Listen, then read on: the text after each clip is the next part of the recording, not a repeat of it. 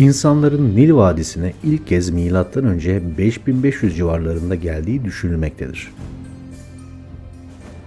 Firavun Narmer aşağı ve yukarı Mısır'ı M.Ö. 3150 civarlarında politik olarak birleştiren ilk kişidir. Antik Mısır'da yapılan ilk ve en eski piramit Zoser piramididir. Basamaklı piramit ya da Zoser'in basamaklı piramidi günümüzden 4700 yıl önce M.Ö. 27. yüzyılda Mısır'ın 3. hanedanı döneminde Firavun Zoser adına yapılmıştır.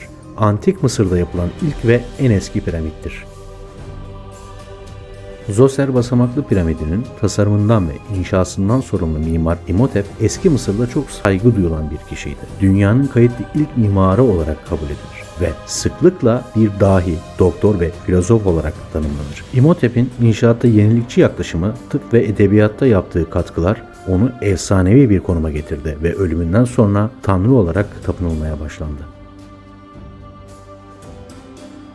Büyük Gize piramitleri 4500 yıl önce eski krallık firavunları döneminde inşa edildi. Büyük Gize piramitleri tahminen M.Ö. 2580 ile 2560 yılları arasında inşa edildi. Büyük piramitler Kral Khufu, Kral Kefre ve Kral Menkaure için inşa edildi. Büyük Gize piramitleri Orion takım yıldızı ile tam olarak hizalanmıştı. Örneğin Büyük Khufu piramidinin kenarı ana yönlerle neredeyse mükemmel bir şekilde hizalanırken giriş kuzey kutbuna doğru yönlendirilmiştir.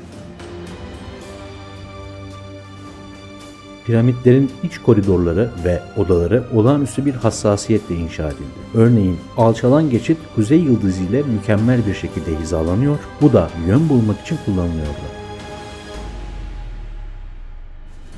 Büyük piramidin yapımında 2 milyon adetin üzerinde kireç taşı kullanılmıştır ve her bir blok ortalama 2,5 ton ağırlığındaydı ve bu da inşaat sürecinin olağanüstü bir mühendislik becerisi haline getiriyordu. Piramitler ilk yapıldıklarında pürüzsüz beyaz kireç kaplama taşları ile kaplıydı. Zamanla bu taşlar yakındaki diğer bina ve yapıların inşa edilmesi için söküldü ve piramitlerin günümüzdeki yapısı açığa çıktı.